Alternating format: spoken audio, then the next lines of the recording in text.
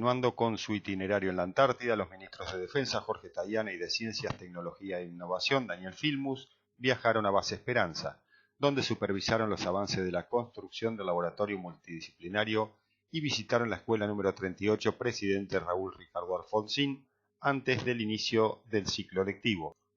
En su recorrido, los ministros supervisaron el avance de las obras de montaje del nuevo laboratorio multidisciplinario, uno de los 3 centros de 120 metros cuadrados que se están construyendo también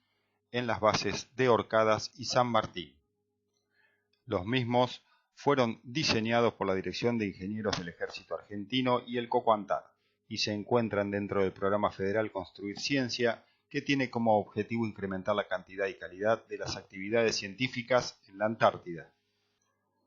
Además, visitaron el campamento de científicos en la Isla Vega, donde hace más de 20 años se realizan mediciones del glaciar Bahía del Diablo, para seguir sus movimientos y ver el impacto del calentamiento global.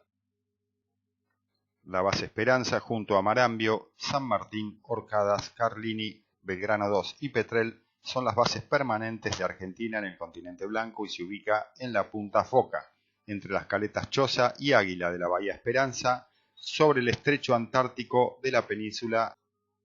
antártica.